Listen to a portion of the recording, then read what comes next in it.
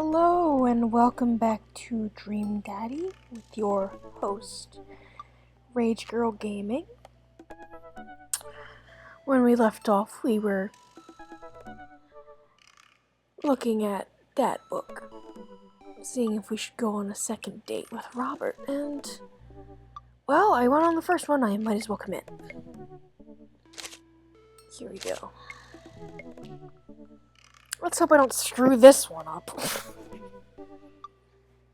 Or get on his bad side or whatever. Please like me, Robert. Has he changed anything? Nope, it doesn't seem like it. Alright. Nothing's changed. I wonder if anything ever changes in these. Message.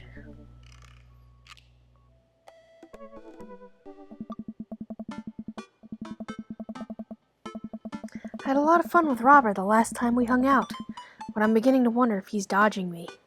I've tried messaging him a few times, and Dadbook says he hasn't even read them. I haven't even seen him come out of his house, actually. Fuck, did I screw up really? Did I really screw up that bad? I decided to send him one last message, figuring that this will produce the same result. Hey man, don't know where you've been, but we should grab a drink soon. Walk away from our computer because at this point I know he's not messaging me back anytime soon. I linger in the kitchen. I'm all caught up on work. The house is relatively clean. Maybe I should do something nice for Amanda. Bake her favorite pie. I root through the pantry and pull out all the ingredients. This is an old family recipe I used to make with my grandmother when I was a kid.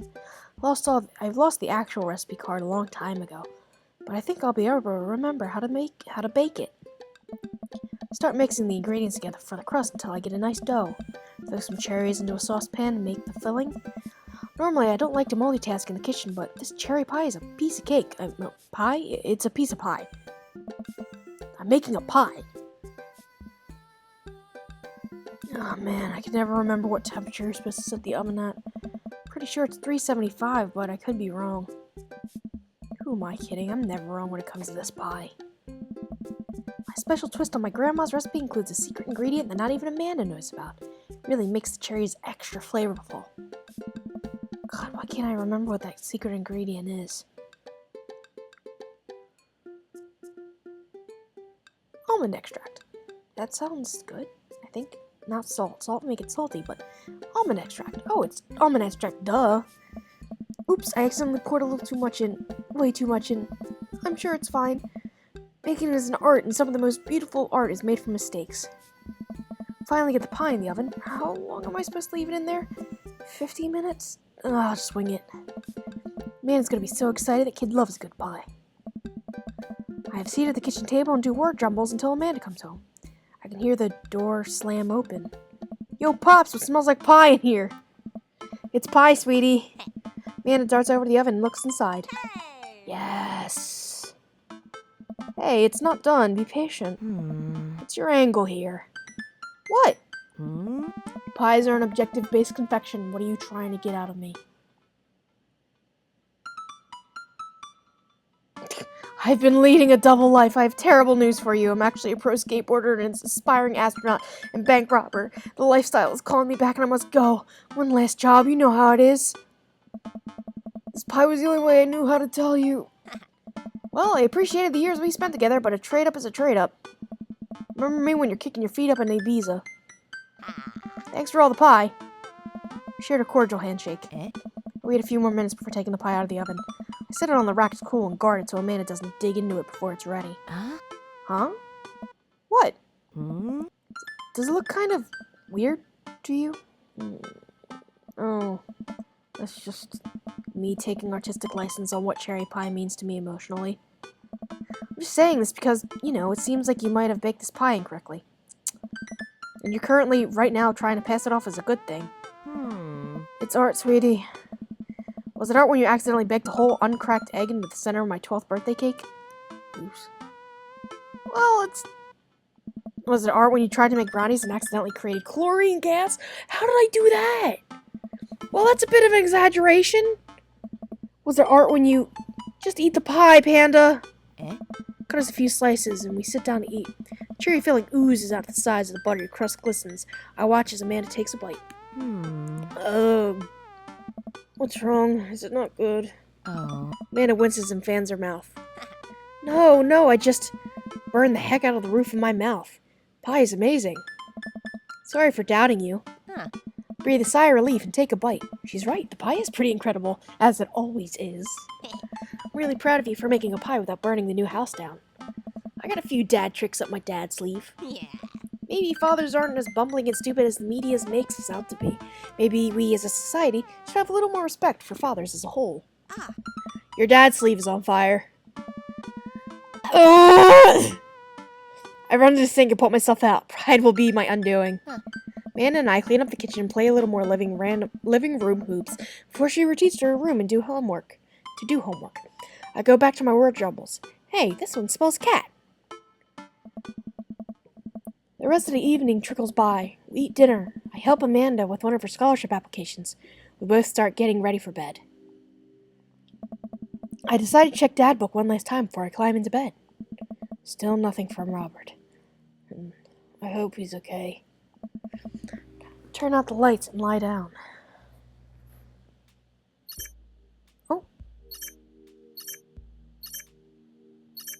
Oh shit! What is that? Still on the verge of falling asleep. Climb out of bed, trying to identify the source of the dinging. My computer screen illuminates the dark room. Hey, Andrew! Hey, Andrew! Hey, I'm outside! Come outside! Sounds like an excited puppy! I walk over to it, ready to turn it off, when I notice what's happening on screen. Don't make me honk. I will honk. Get out here. I look out my window, and sure enough, there's Robert leaning up against his pickup truck in my driveway. I open my door to try and figure out what's going on. Hey? Wanna hang? I was kind of sleeping, man. That's no fun. Come hang out. I would argue that sleeping is very fun, but I don't have to be anywhere in the morning. Might as well live a little. Sure. Cool. Plan on going out like that? Look down and realize that I am, in fact, not wearing pants. Oh shit, I walked out without pants! I mean, I don't mind. Right, 1 second! I run inside and throw on my going out pants, shoes, and a jacket.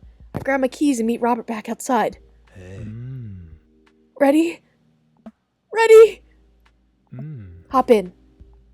I jump into the passenger seat of his old red pickup truck. I had to move a few empty cigarette packets and gas station receipts out of the way before I can sit. Robert silently starts the car, and we drive out of the cul-de-sac. You like Tom Waits?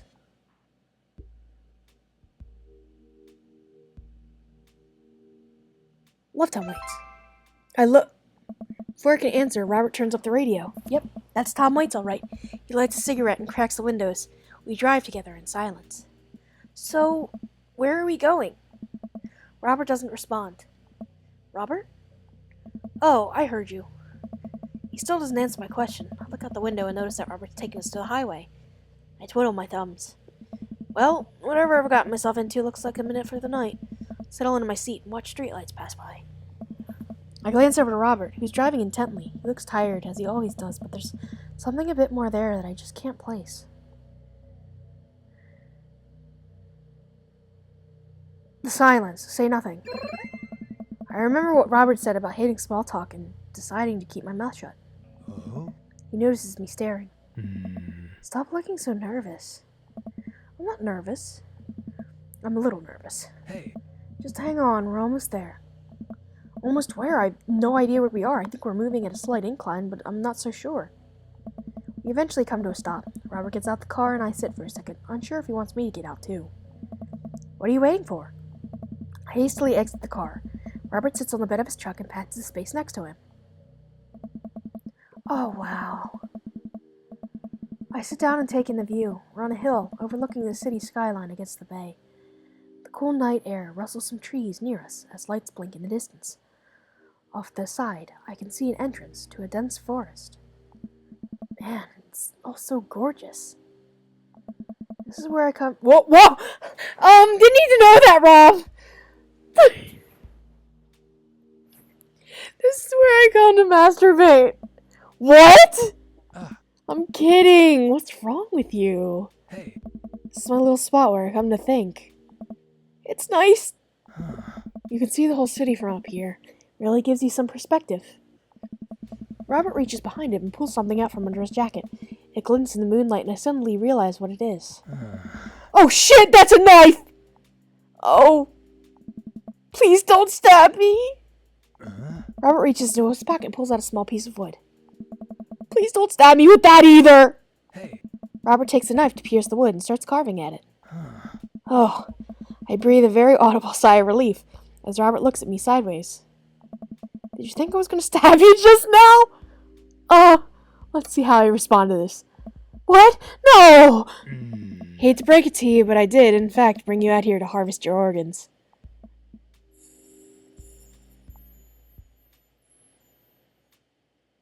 Play along. Yeah, well, you think you caught me in your trap, but I knew. For years, I've been putting the most vile junk food in my body in preparation for this day. Come at me, friend, and reap what you will. 2 steps ahead of you at all times, that's how I operate. Nothing gets past you, huh? Robert reaches into his pocket and pulls out a folding knife that he opens and hands to me. I'm gonna warn you, the last guy I had a knife fight with lost 3 fingers because he didn't know how the 8 basic rules of a knife fighting. You're familiar, correct? I honestly can't tell when you're kidding. I'm so many levels of irony deep, I've forgotten what humor is. He and I laugh.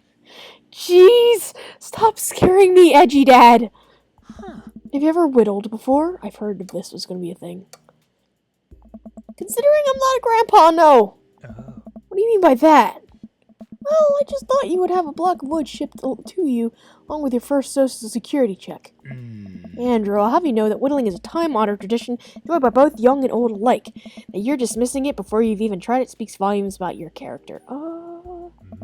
However, because I've gotten to know you for some time, we've come to think of us as friends, I'm willing to attribute to your ignorance instead of malice. What I'm trying to say is, go get a stick. Go get that stick.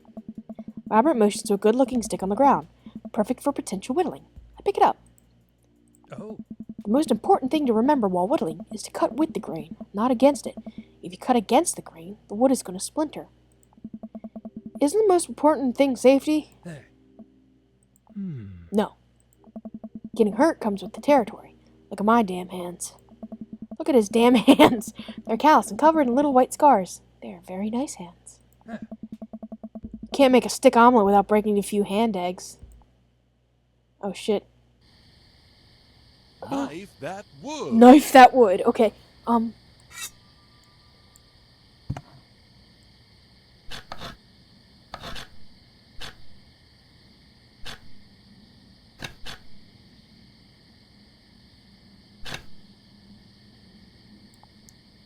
That's a good start. What is it? A pencil. Good luck writing with that. Need a highly dangerous weapon.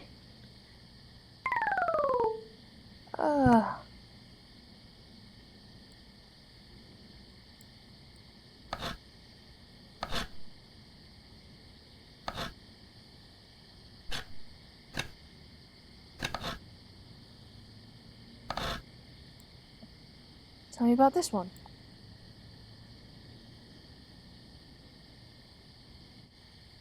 Tongue depressor. I should put that in my first aid kit. Never know when you might need one. You made a tongue depressor.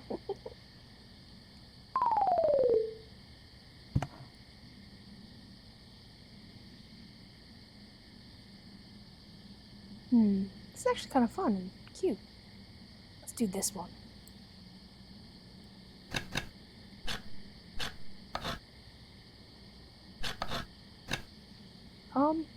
I broke it. Did I? Oh, toothpick.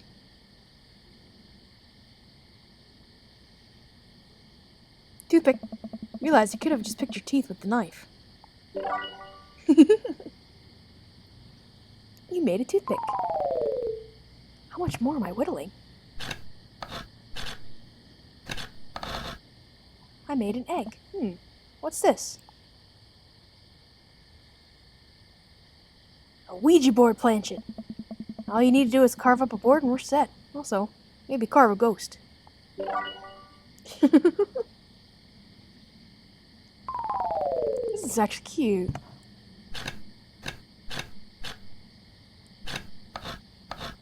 Oh. Nice form. What's it supposed to be?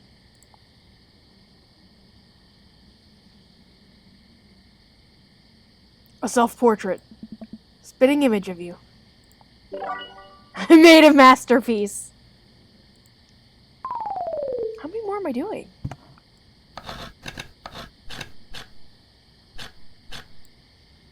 What is it? Interesting. What have we got here?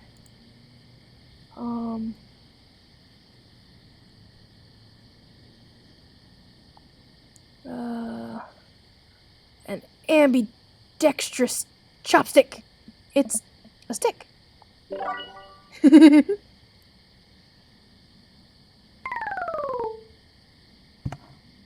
Oh god, big piece, big piece, big piece. Ooh,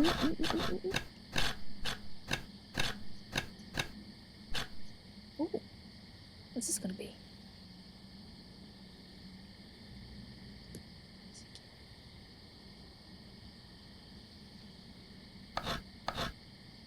What is it?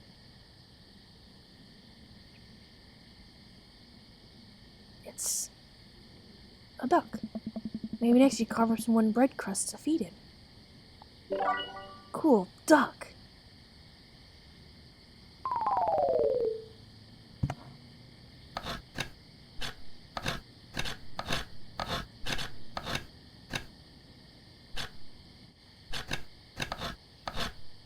I made a horse. Beautiful handiwork. What do you call it?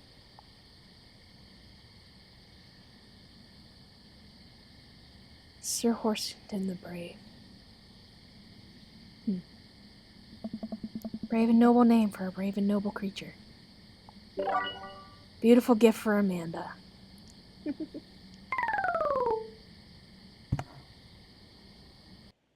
Hey. Robert and I sit in silence for a while, carving our pieces of wood. I think I'm getting a hang of this. It's actually kind of relaxing. I glance over and see what Robert's working on. He's carving a smaller wooden knife? Arrgh! While I'm distracted, the knife slices into my thumb. Blood gushes all over my little wooden carving.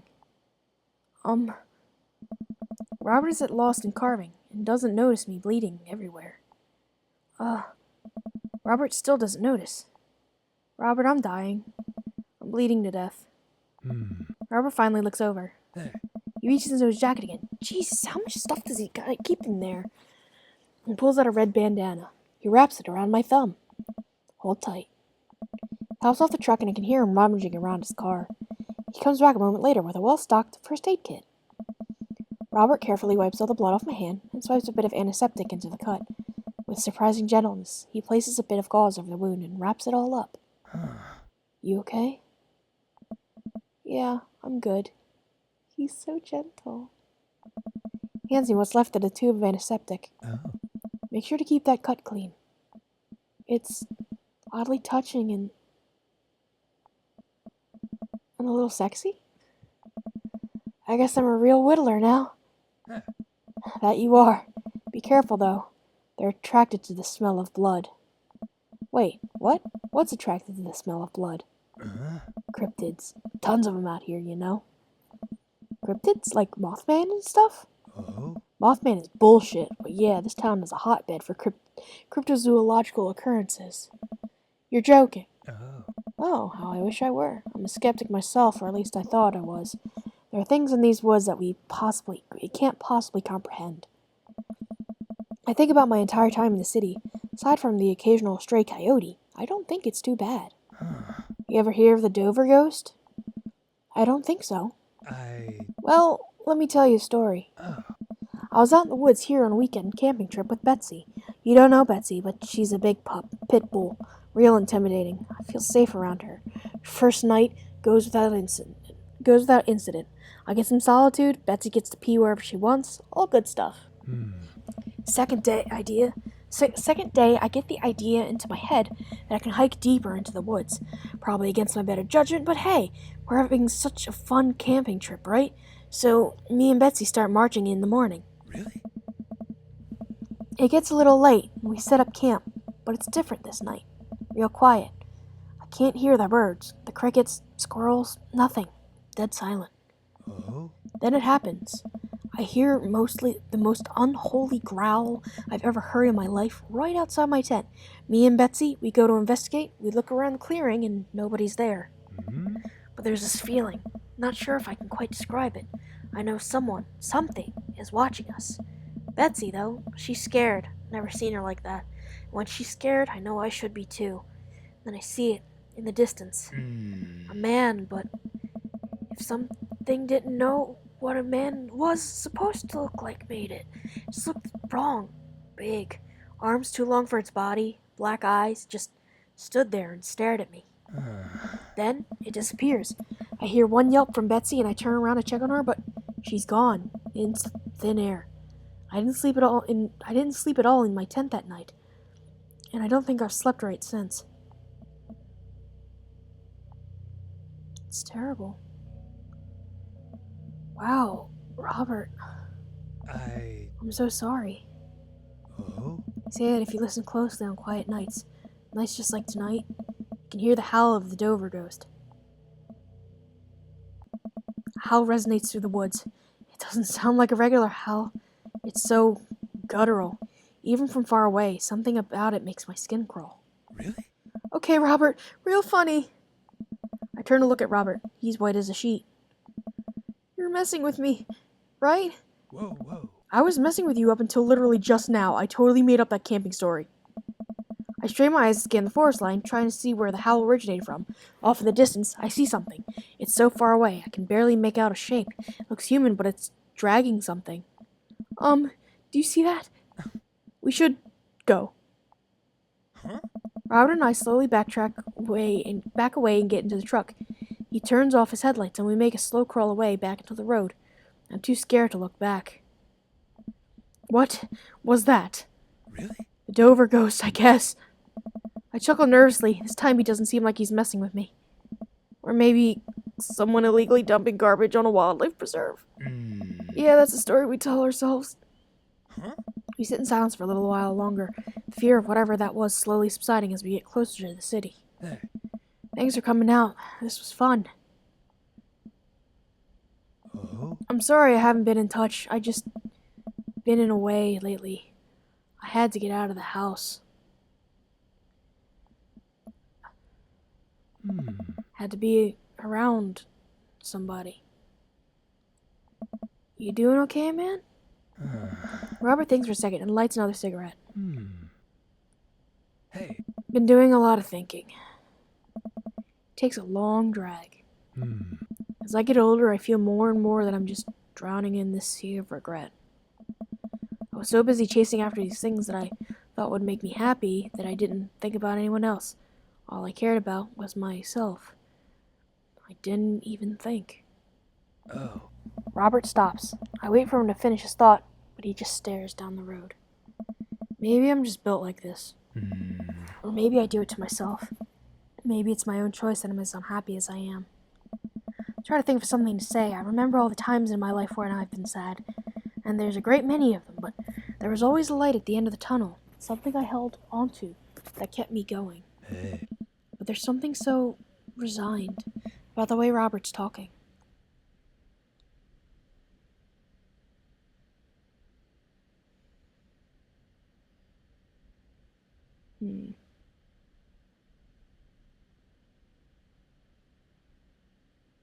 I'm glad you told me. It's taken a lot for you to want to tell somebody like this. Oh. You're a mysterious guy, Robert. You don't have to be. Do you ever wish you were a better father? Think about it for a second. All the time. You can read all the parenting books you want, but nothing will ever prepare you for raising a child. There's so much stuff I regret, or wish that I could have done better, but I don't have the answers. I don't know if anyone does. Hey. It's funny. I look at you and your relationship with your daughter and it seems perfect. It isn't. Oh. At least you're there for her. Stare out the window at the blur of passing trees. I just hope I'm a better father to my kid than my dad was to me. Huh. What did your dad do? It's more about what he didn't do. He was quiet, stoic. Don't think he ever once told me that he loved me.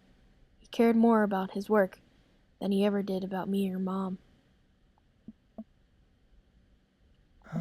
Do you hate him? No. I used to, but after I became a parent, I just kind of feel bad for him. He missed out on my whole childhood. When I think about all the happiest moments of my life, they're all with Amanda and Alex. And he just wasn't there. It hurt like hell when I had to leave him to die in that Belarusian prison. Huh? What? I turn and smile at him.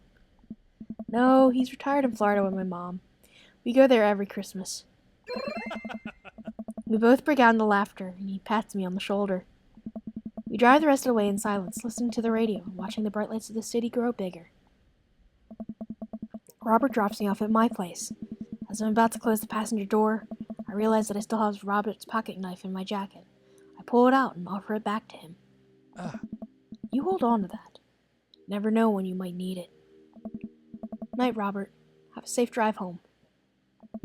Robert smirks, then pulls away.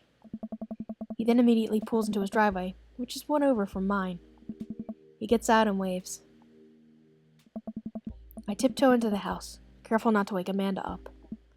Whoa, where'd you come from? I look around and spot Amanda coming out of the kitchen with a glass of water. I thought you were sleeping.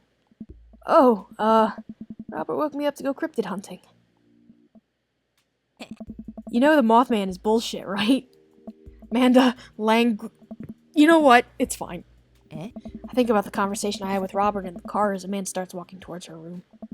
Hey, Amanda. She stops. I love you. It's weird when you say it outright and sincerely like that, but I love you too. Night. I chuckle to myself and finally decide to go to bed. Date complete. It's pink this time.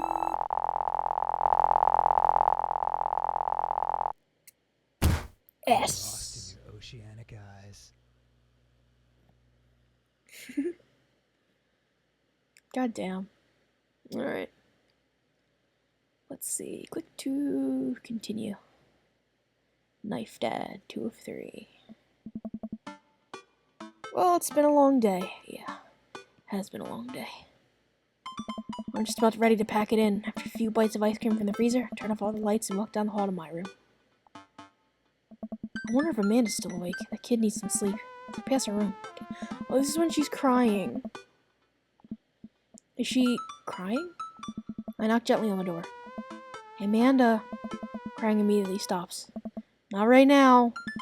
Her voice sounds strained. She sniffles. I need to make sure she's okay. I open the door. In the dark, I can see Amanda's outline in the middle of her bed, knees hugged up against her body. Is everything okay? I don't want to talk about it. Did something happen? No, nothing happened. Go away. Alright. Leave her alone then. Alright. I'll leave you be. Back out of the room and close the door gently behind me. She immediately starts crying again. Wow. I have no idea what has her so upset. She seemed totally normal. I feel awful about leaving her to cry, but I also get the feeling that if I tried to do anything else, it would only have made her more upset. I can't stop mentally cycling through all the sorts of awful things she could be dealing with right now. More than anything, I just want her to be happy and safe. I have a hard time falling asleep, but when I finally do, I'm still thinking about Amanda. After a long night of very little sleep, I roll out of bed and make myself a pot of coffee. Amanda should be up for school soon. Maybe she'll be willing to talk about whatever's bothering her. About 10 minutes before she's supposed to leave, Amanda comes out of her room and makes a beeline for the freezer. Morning, Amanda. Morning. She drops a frozen waffle into the toaster and slams the freezer door. She won't look at me. Yikes. So, anything big going on at school today? No. Okay. Do you need a ride to school? No. Want some coffee? Amanda pulls the toaster lever up and takes her still freezer burned waffle out before it's finished cooking. I have to go. Amanda picks up her bag and storms out. Oh. Okay. I haven't seen her act like this in a long time. It's usually short-lived, but it always hurts. Hopefully this blows over and things are back to normal soon. Sit back at the kitchen table and look at a picture of Amanda and I hanging on the wall. In it, I'm teaching her to ride a bike. Her face is a mixture of excitement and pure, unadulterated fear. I remembered how determined she was. Every time she would fall off and scrape her knees, she would get up and try it again. Finally, I had to stop her because she was bleeding everywhere, and then she started to cry because she didn't think she needed bandages, and she wanted to keep trying. As I put the bike away, she just stood in the middle of the street and screamed. Then I took her for ice cream and it was like nothing even happened. After giving it a bit of thought, I decided that if I forced her to talk about it, only going to make things worse. But I have an idea. Start rummaging around for ingredients. Hear Amanda walk in the door. Instead of heading for the kitchen like she usually does, she makes a beeline to her room. She's clearly trying to avoid me. Hey, Pumpkin! What? Can you come here for a sec? There's a moment of silence. Yeah. I wanted to say sorry about last night. I'm just worried about you, kiddo. I get scared when I know something's wrong and I get even more scared when I feel like I can't do anything about it. Dad, So just, whatever it is, and you don't have to tell him if you don't want to, but whatever it is, know that you have a dad in your corner who wants you to be happy. Oh, no. Honey, you know I'm bad with words, so I was hoping to speak a language we both understand. Pull a cake from the refrigerator. Place it on the table. Hopefully the frosting has set by now. Ta-da! Dad. It took me a really long time because I ran out of red frosting somewhere around sad and I had to start over and... This is beautiful. It's strawberry. Manna gives me a big ol' hug. Grab some plates and forks and serve us up some delicious cake. So, it's really stupid. What is? This whole thing. I know I've been really weird lately and there's just... I don't even know how to explain it. I feel like I might have to make you a chart. Okay. Let's skip this sadness because I don't want to be depressed again.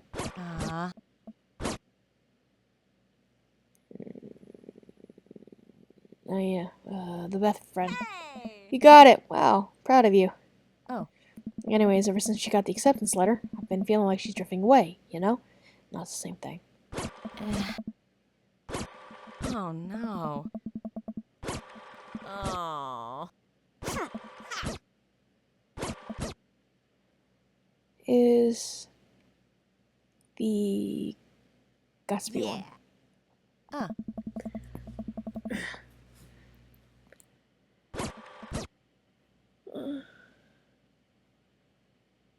I'm confused, but I think I understand. That's okay, you're trying. So what happens next? Oh, okay, get a load of this. R says, you know what, let me just read it to you. I can believe that. I care so much about Amanda's social life and mental well-being, but man, I don't understand what she's talking about. This is all beyond me. I'm trying my hardest to be supportive. You were dating in secret for like months.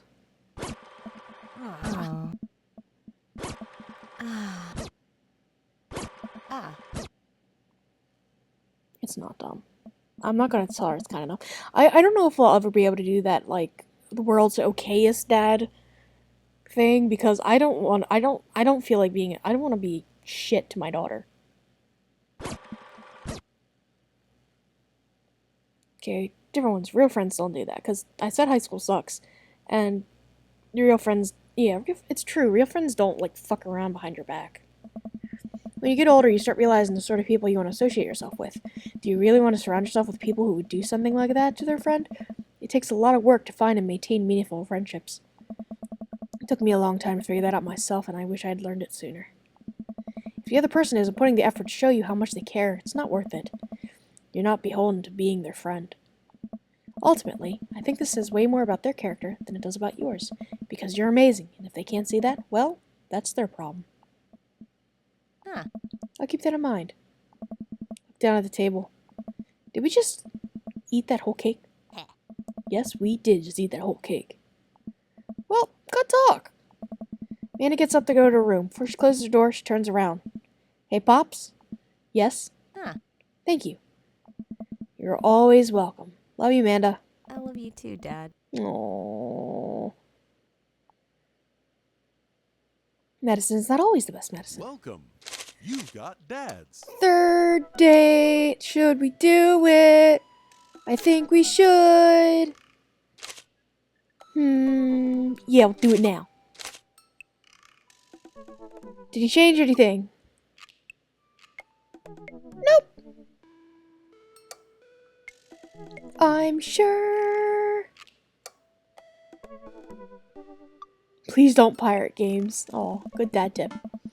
Haven't spoken to Robert since that night we drove out to his thinking spot.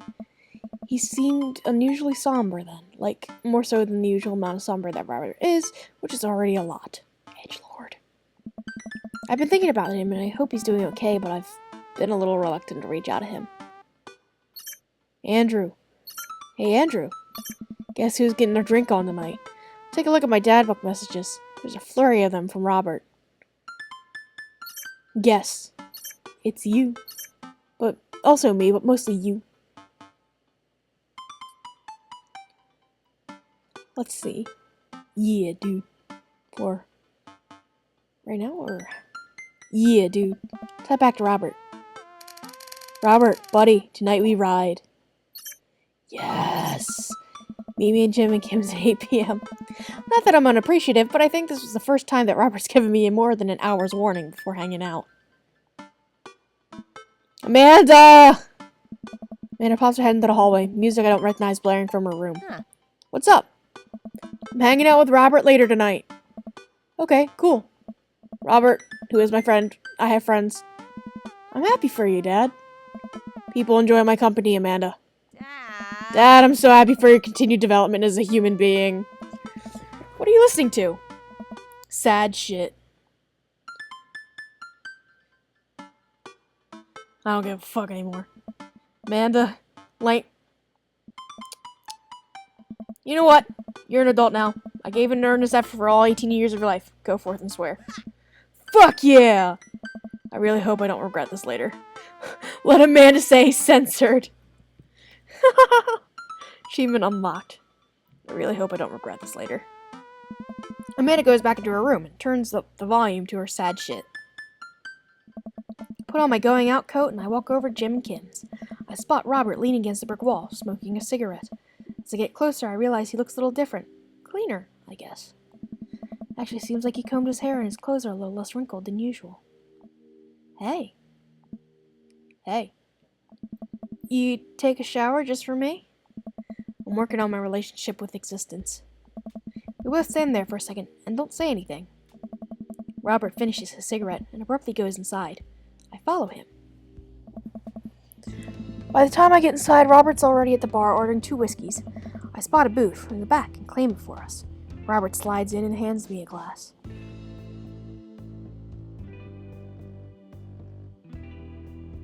To toast. Shit.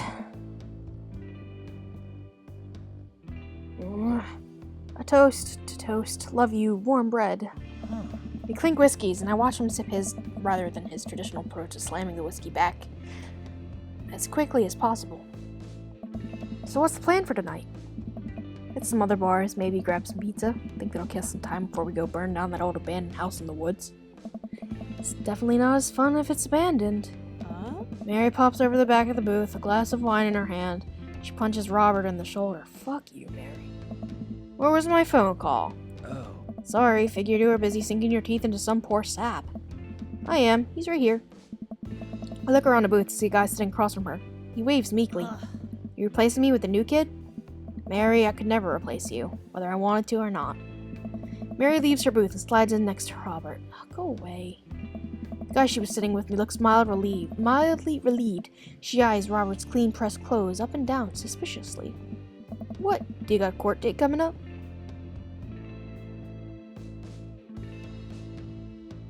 He'd never convince the jury. He would have had to shave first. Seriously though, what's up with you? Robert stares down at his drink, suddenly looking serious.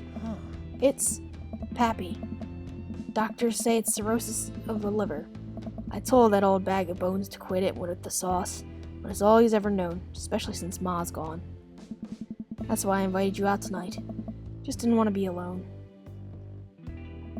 Oh, come on.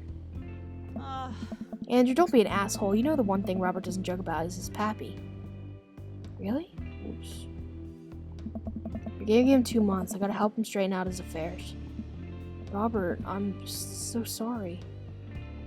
Robert takes a long look at his whiskey, eyeing it in the dim glow of the bar's lights. Oh. I look at his life, then I look at mine, and I know his history is just as doomed to repeat itself. Oh my god. I'm just kidding, he's retired with his new girlfriend in Acapulco. They watch the sunset every night, probably screw like donkeys. Wait, aren't rabbits the ones who screw a lot?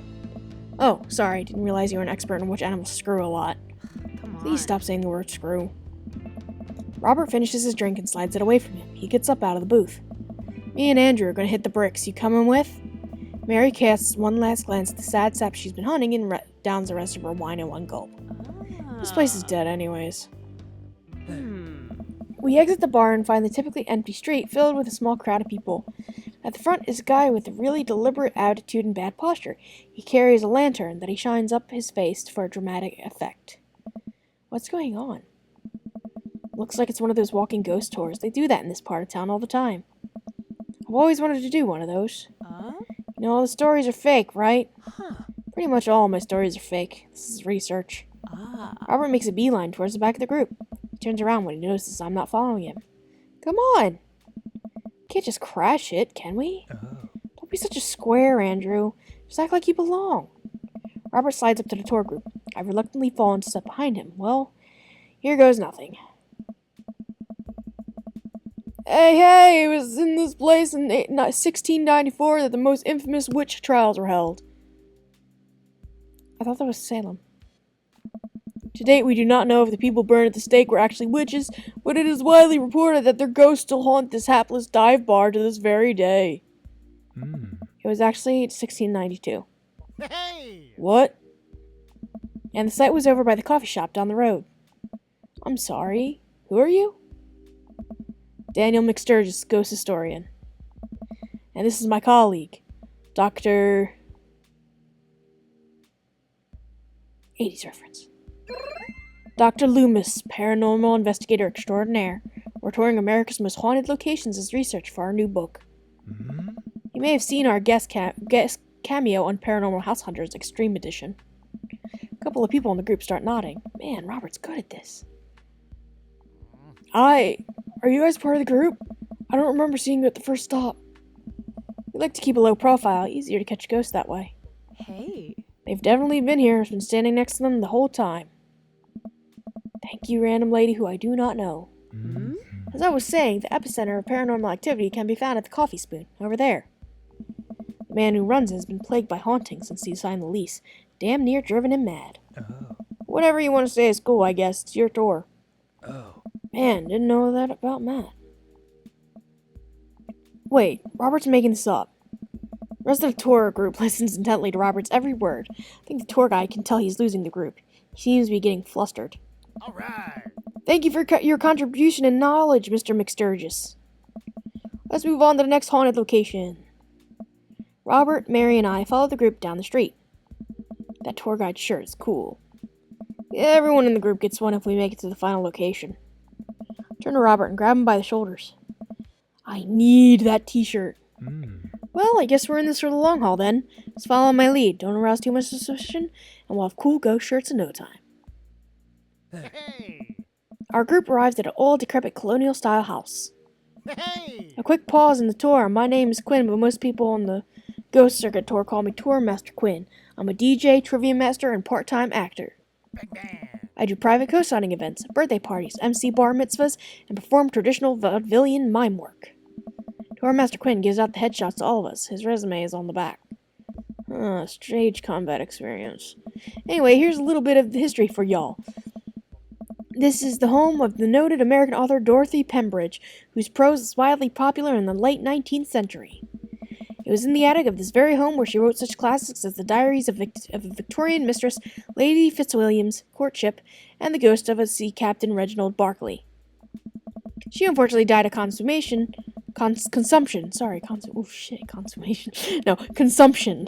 She died of consumption shortly after the turn of the century, but several people have reported that on some nights you can see a light from the attic, where the ghost of Miss Pembridge continues to work on her latest bestseller. guess you could say she was consumed by her work.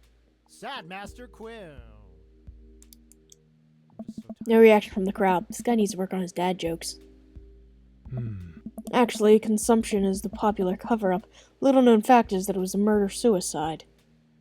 Hey! Pretty sure she died of consumption. Sure, and we definitely didn't hire Stanley Kubrick to elaborately fake the moon landing. That's the watered-down, censored version they teach you in school. But if you can't handle the real story, I understand. It's not for the faint of heart. Can we... I think everyone would much rather hear what this world-renowned ghost historian has to say, right, everybody? Hey. The group murmurs in agreement. This is a topic we cover extensively in our book, Miss Dr. Loomis. Would you care to tell this story? Riff something highbrow. Ah, yes. It was really covered in traditional textbook. Dorothy Pembridge was caught in a fierce rivalry with fellow local author, Arthur Livingston Price. Arthur's books were blatant rip-offs of Pembridge's work and consistently sold better. Pembridge was enraged by this and confronted Livingston Price at his home with plans to end his life. Their feud surprisingly blossomed into a torrid, passionate affair. After many months of secret courtship, Pembridge followed through with her original plan and poisoned Livingston Price in his sleep. Overcome with unexpected grief, Pembridge polished off the last of the potion and died by her lover's side. Reports say the couple who enter this house would no doubt doom their relationship to a bitter end. Man, I should bring my wife here. The entire tour group laughs heartily. I'm kidding, my wife is dead. The crowd gasps. She was killed by a ghost. The crowd gasps again. I'm just messing with you guys. A nervous chuckle ripples through the crowd. The tour guide sees this as an opportunity to take back the group and addresses us with some razzle-dazzle. Haha, what an interesting story. Hey. No, I just want everyone to know that the next location is extremely terrifying. If anyone thinks they can't handle it, feel free to excuse yourselves. Alright, I'm bored. Mary turns to a young guy looking at his phone and taps him on the shoulder. Hey, kid, fancy buying a gal a drink? Guy looks up at her and smiles. Only if the bar is haunted. Honey, I can show you the most haunted place in town. I think I could exorcise your demons, if that's what you're looking for. Don't write checks your dick can't cash, kid!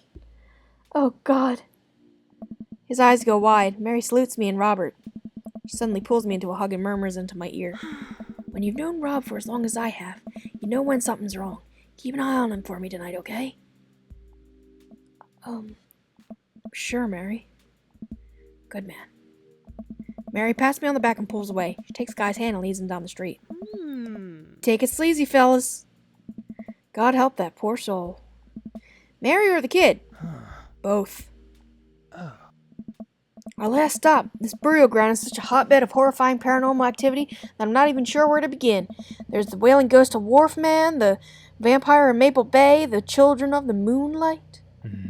What about the Dover ghost? By this point, the tour guide is clearly irritated with us. What about it? Oh, nothing. I just think it'd be a crime to come all the way out here to the cemetery, the actual origin of one of New England's most notorious paranormal entities, and not even mention the infamous Dover ghost. That's not a real thing. That is absolutely not a real thing. I think someone needs to brush up on their paranormal history. I know tons about paranormal history. I know every ghost story in this area. I can guarantee there's one you don't know. Robert looks over at me and smiles. Would you folks care to hear the tale about how Loomis and I met? Hey! No. The entire group shushes the tour guide. Okay, fine, tell the story. Well, it was a dark and stormy night. I wasn't always a paranormal investigator. Way back when, I was just a Hey! traveling grifter. Moving from town to town, always looking for my next mark. It wasn't an easy life, but I had fun. Taking from the rich and giving it to the poor. Actually, also taking from the poor. I had a shaky moral foundation. I happened upon the quiet town of Maple Bay, but quite by accident. But little did I know that this city has a dark side. Now, about the same time, I was just starting out as an apprentice to a rather famous ghost hunter who was an old family friend of mine. I carried the equipment, operated the EVP machine, all that. Wait. Yes? Who was a famous ghost hunter? Well, I don't like to name drop, but Georgia Mathers.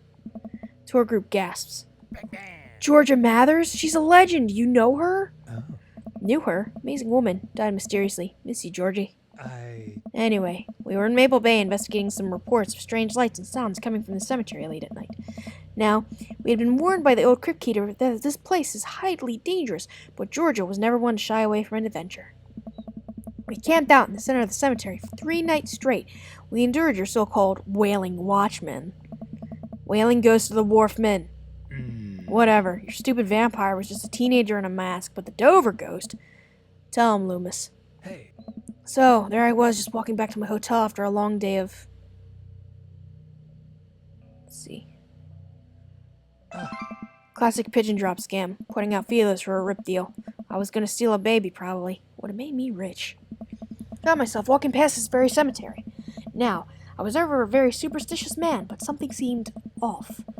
I could hear some sort of commotion happening deep within the graveyard, and I felt compelled to investigate. Thank God you did. Georgia and I were conducting a seance in the mausoleum. At first, things were pretty normal, but after about an hour, everything went south. Playing back the EVP meter, we were able to hear a single word. Really? Run. Oh. The air suddenly went cold. Something was very, very wrong. I just knew we weren't alone. We started to hear this faint, distant scraping noise, like something being dragged across the ground. It got louder and louder, till it was deafening, some kind of demented howl. Huh. And then I felt it. Someone, something, grabbing my ankle. Robert has the whole crowd hook, line, and sinker. I could hear a pin drop. I've only cried twice in my life. Once was at the birth of my daughter. The other was when that thing started dragging me. I wasn't sure where it was taking me, but I knew it was no place I wanted to go. I was sure I was going to die. The moment I crossed the gate into the cemetery, I heard this god-awful screeching. I ran into the mausoleum just in time to see a man being pulled across the floor by... God, to this day, the mere thought of it ties my stomach in a knot. It looked like a man, but like... I glanced at Robert. Like someone who didn't know what a man was supposed to look like tried to put one together. The arms were too long, its eyes glowed red. It was like a walking shadow. What did I do? Do what any good person would do. I lunged for... Shh, what was his fake name again? Daniel McSturgis. Daniel. I grabbed his hand and entered into a tug-of-war with the unholiest of forces. Whoa, whoa. Thought I was going to be torn in half. Oh. But I had God on my side. I need G. Capital G, come on. The pocket Bible I always kept on me fell out of my shirt pocket, and to this day I can remember what the passage it opened up to. Ooh, shoot. Definitely not Austin, that's not one. Not Leviticus. Ecclesiastes. Let's see. Revelations is always fun, but it might be wrong. This is Ecclesiastes.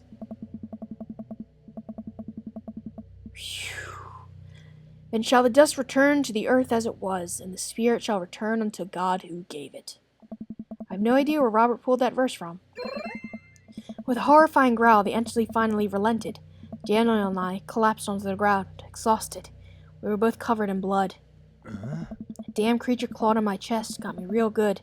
Had to get 16 stitches. Robert pulls down the collar of his shirt to reveal a long, wicked scar across his pecs. Ooh, hey. That's how I got this scar. Oh. Followed Georgia Mathers to the ends of the earth. We faced exorcisms, demons, poltergeists that threw our equipment across the room, but I had never seen Georgia so scared. She was never the same after that, and neither was I. Watching what happened to Daniel and Georgia shook my faith, but I came out of that experience a better man and a better friend. And we've been brothers ever since. Tour group gives us a round of applause as Robert and I share an emotional hug. As he embraces me, I can smell the cologne on his neck. Wow, Robert does clean up good. I find myself lingering a little too long on the hug. The tour guide seems to have bought it. Even he's wiping a tear from his eyes. Thank you. It's an honor to be able to share our story. Be sure to watch out for our book.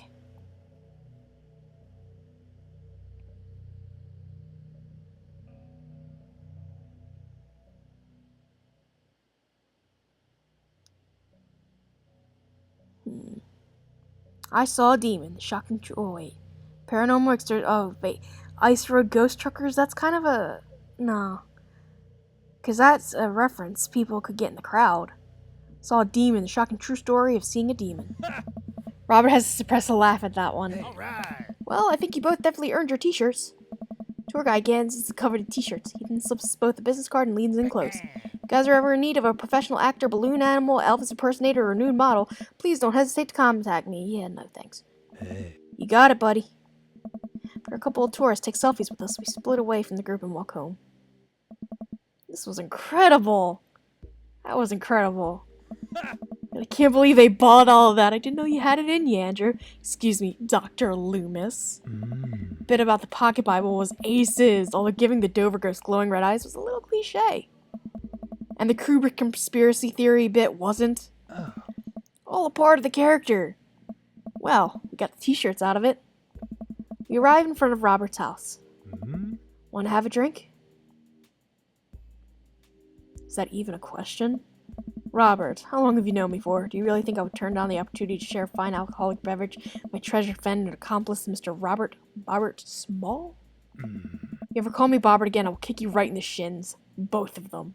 Then you can expect an angry phone call from my orthopedist in the morning. Huh. Bobbert. Robert just laughs and starts unlocking his door. My shins live to die another day. Oh. Robert leads me inside. I can't help but think about what Mary said to me. Robert did seem a little bit off, but that completely disappeared when we were joking around with the ghost store. I don't know. He's hard to read. While I'm thinking, I hear claws skittering across the floor. Oh God, it's his pit bull. I'm about to be torn to shreds. I shut my eyes and brace for impact. Betsy, hey, be nice. I don't feel anything but tiny paws scratching at my shoes. I open my eyes. Oh, Betsy! Robert's dog jumps away from me, running around in circles and sniffing Robert's legs. He pats her on the head. Hey, that's not a pit bull. It's the cutest, dumbest Boston Terrier I've ever seen. Betsy, you're not a pit bull. And you weren't taken by the Dover ghost? Betsy's made of tougher stuff than that, ain't you, girl? Betsy rolls over for some well-deserved belly rubs. Oh. I just keep a picture of a large pit bull in my wallet in case of emergencies. Comedic emergencies.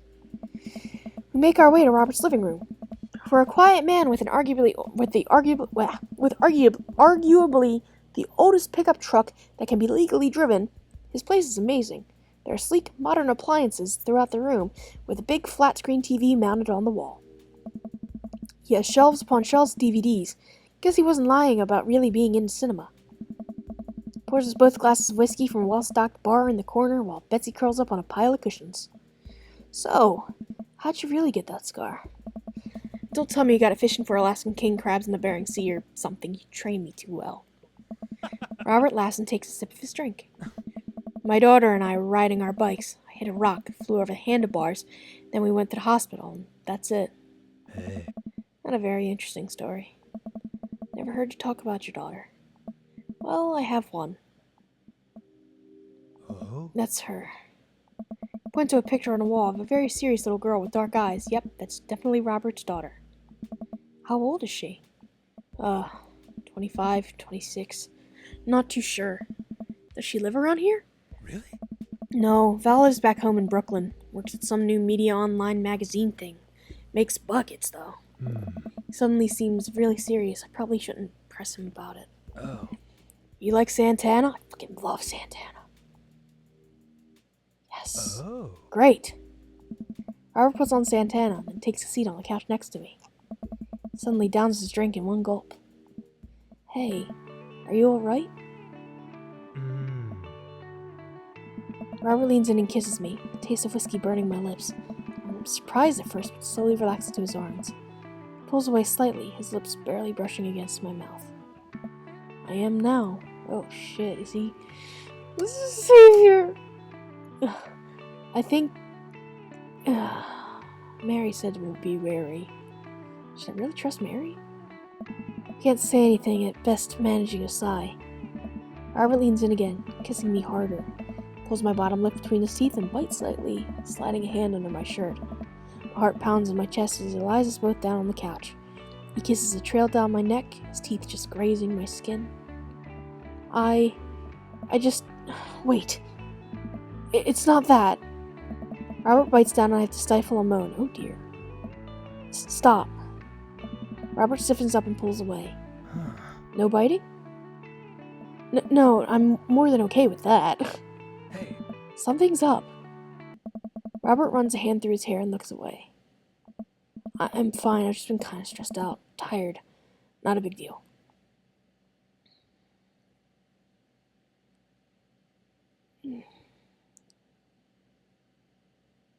I'll push it a bit. Save it first. If it gets really bad, I'm gonna go back, but I'm just like, I'll push it. Listen, I want this as badly as you do, but I know something's wrong. I need to make sure that you're okay. Robert stares at the ground. You don't know me that well, Andrew. I'm not a good person. Takes a deep breath. Spent my whole life only taking and taking and taking, and now here I am, an old broken man sitting on top of a pile of everything I've ever taken, alone. But I want to know you. You don't have to keep hiding behind fake stories and acting like you don't have feelings. It's... He sighs heavily. It's Val. She's visiting tomorrow. She wants to patch things up. Are you... I'm sorry, but... Is this a bit... No. When was the last time you saw her? 3, 4, I think. Months? I don't know. Years. Sit up straight. Jesus, Robert, what happened between you two? I don't want to talk about it. Robert and I sit in silence, neither of us wanting to look at each other. Both of us unsure of what to do next. Fine. Things were already bad between us, and cared about her, I always did. Things just got in the way. And before I knew it, she was leaving for college, wanting nothing to do with me. Marilyn and I moved out here to settle down. We thought it would help to get away from all the distractions, all the money, the drinking. But temptation gets to you. I tried to be better, I just couldn't. Oh, wait. Marilyn. Marilyn?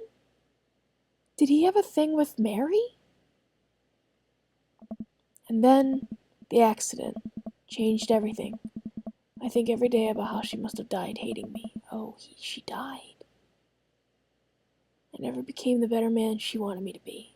The one she always saw in me. She was the last thread Val and I had connecting us together.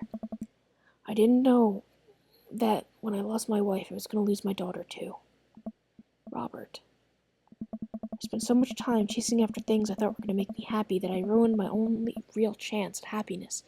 Now my wife is dead and my daughter hates me. And I convinced myself that this gestures vaguely in my direction was going to make me happy. Why do I even try anymore? I'm so sorry. I know how hard it is to... No, you don't. How could you possibly know how this feels? You did everything right. Your daughter loves you. You're a good person. I was a terrible husband and an even worse father. I have no idea why she's even bothering to contact me now. I know I'm just gonna fuck it up like I always do. I'm broken. I shouldn't even go. Robert puts his head in his hands.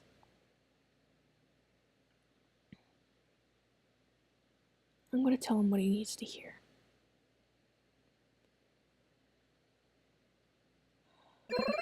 Nothing is gonna change until you do. Robert pauses. He looks at me. There are a lot of things in my life that I regret. I wish I could take back or do over.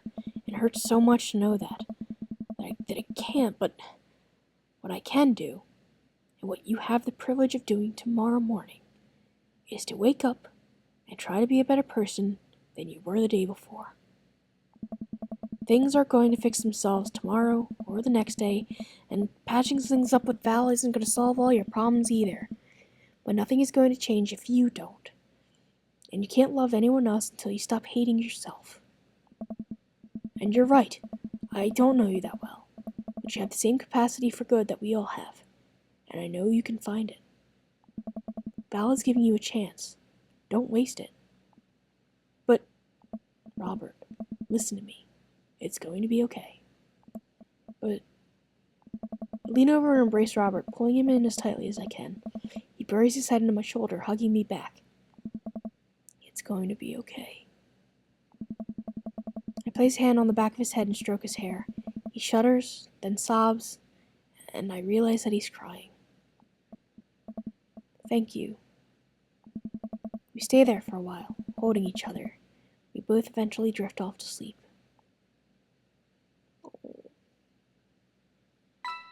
Day complete. Damn, that was heavy.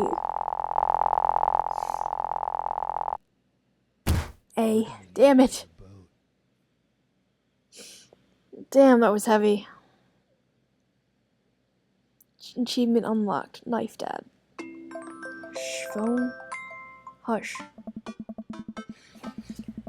Ooh, I think I have everything finally set up. Man should be here any minute now. I think that's her car in the driveway. Okay, gotta act natural. Be cool, Andrew. Be cool. Amanda walks in through the door with a suspicious look on her face. Hey, Dad. Off to a good start. Huh? Something fishy. Rats. What? No. I had crab cake sandwich for lunch. That's probably it. You're allergic to shellfish. Oh. Oh no. I forgot. Again. Dad. Oh gosh, I'm gonna be sick. What have I done? I'm kidding. You're right. I have a little surprise for you. Oh. Yeah, I can tell you're very bad at lying. Amanda, my dear, would you care to join me in the kitchen? Father, it would fill my heart with glee. I lead Amanda over to the kitchen table where a present lies covered underneath. Is the DVDs again? Nothing special. Dramatically with cloth. Is it the cable in the dorm? Yeah, that's the DVD box. Long Haul Paranormal Ice Ghost Road Truckers.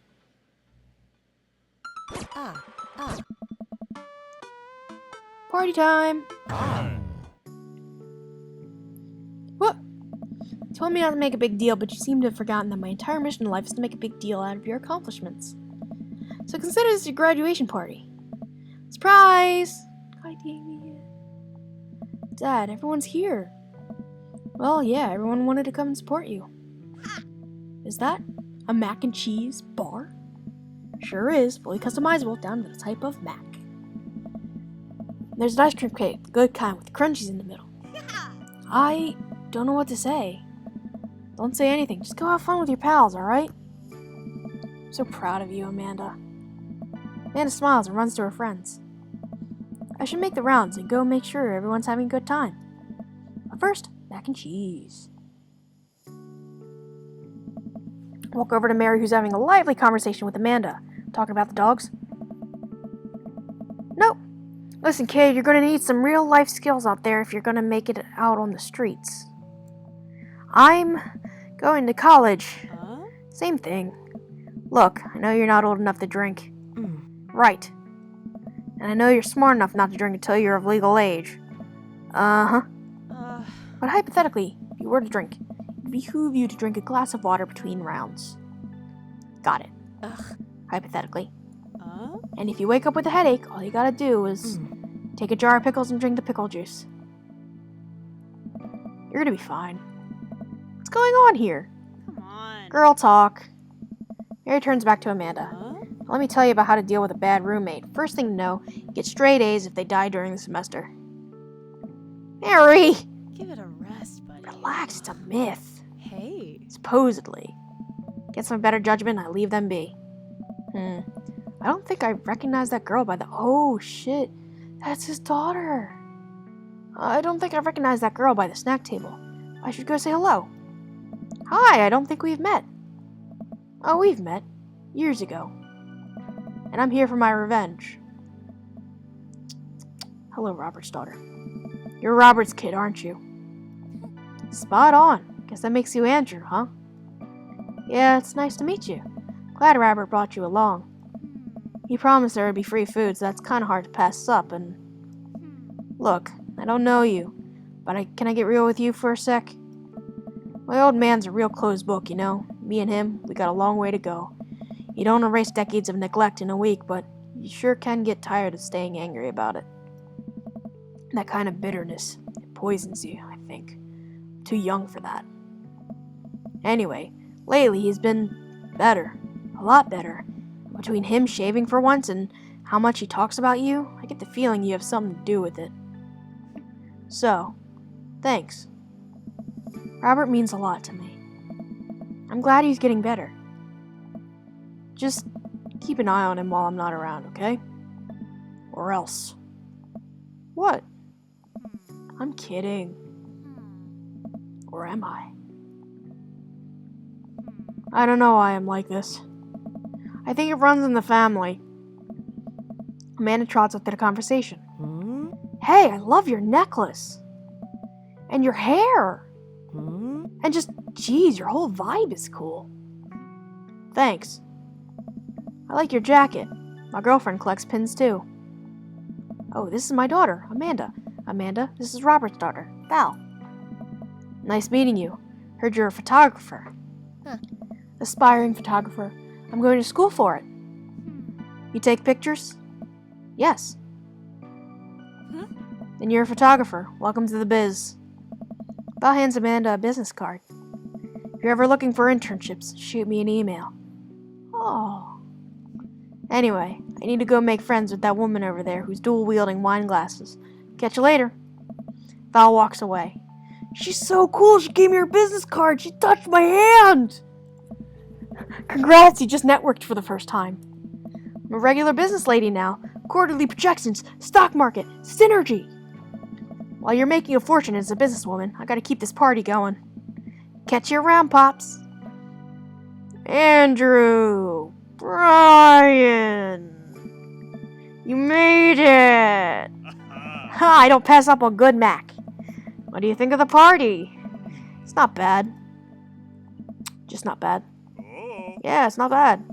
Don't let him bait you. Don't let him bait you. Thank you for the lovely compliment. Daisy trots up. Hi, man, is Dad. Hey, Brian's daughter. See how that feels? This is a really great party. Thank you so much for inviting us. You're very welcome, tiny child who knows how to pay a compliment. Brian and I lock eyes. This isn't over. Hey, bro! Bro! This is a real rager, taking our older age into consideration. I'm trying to be in bed at a reasonable hour tonight. Don't let me get too wild. Hey! Don't worry, dude. I'll keep an eye on your fruit punch intake. You know, really glad we're bros again. Let's hit the gym sometime soon, huh? Sure thing, dude.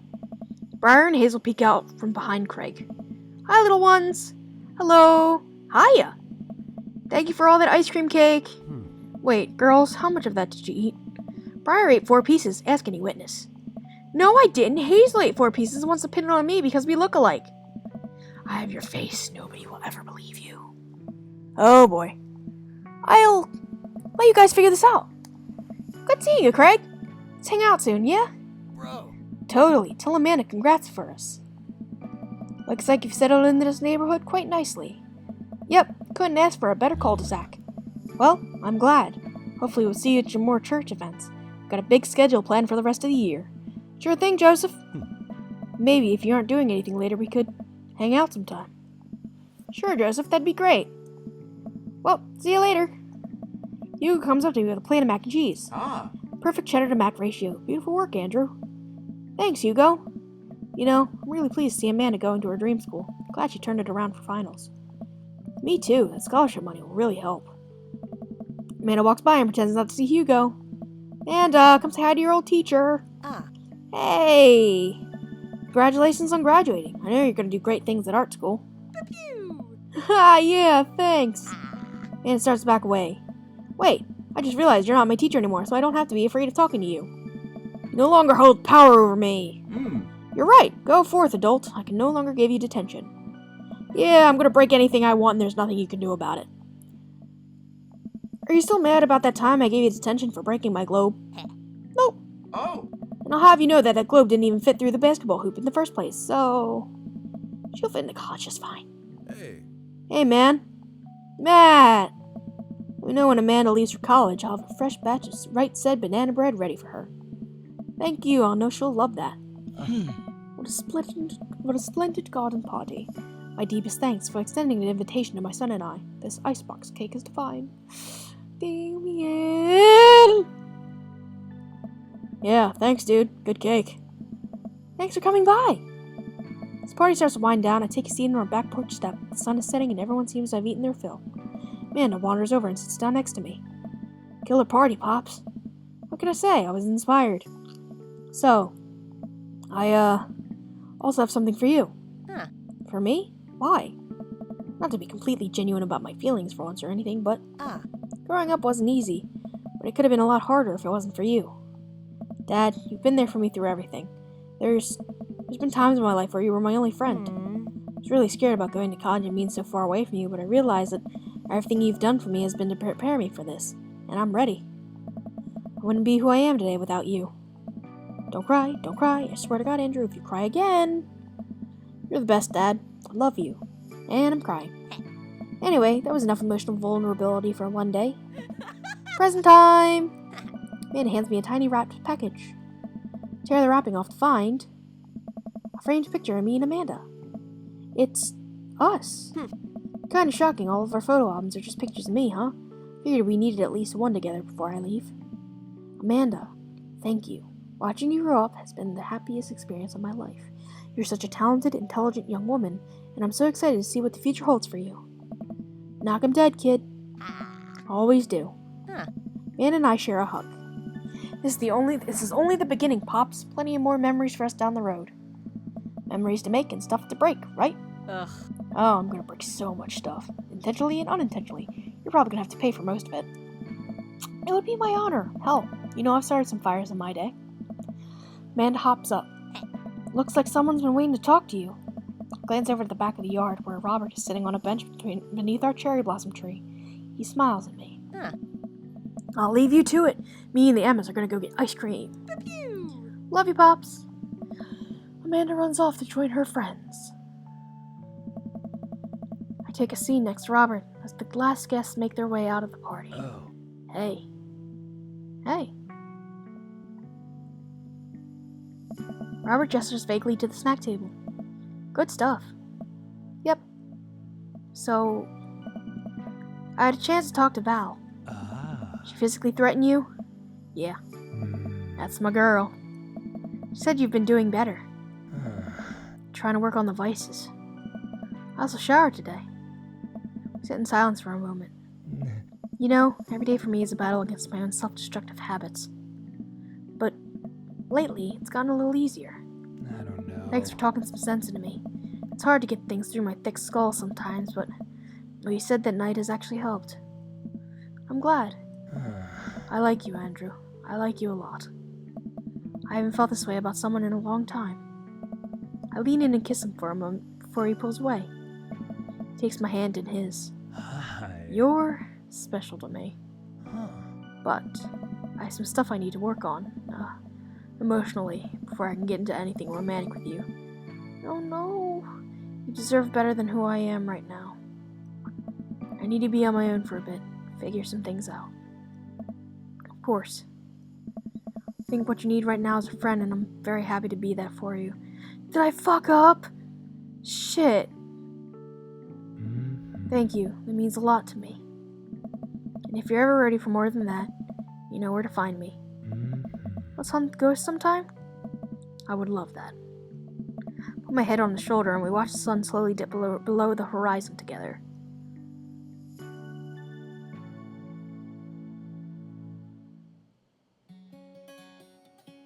Let's see. Because we saw this before. I have to wonder if I screwed up. Did I screw up? I wish it would tell me what ending I got.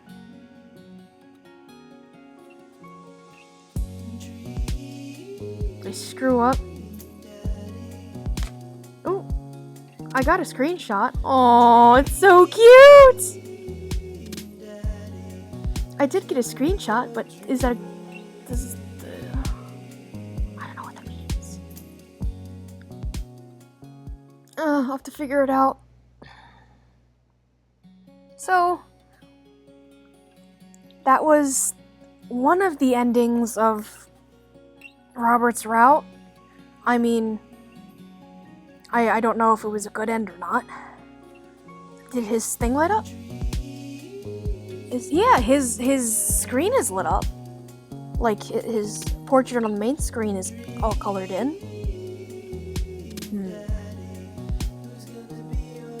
I'll have to figure this out and see about it in the next, or I'll have to let you know what I find in the next episode.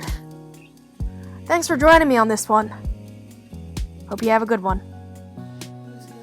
This is RageGirlGaming, signing off.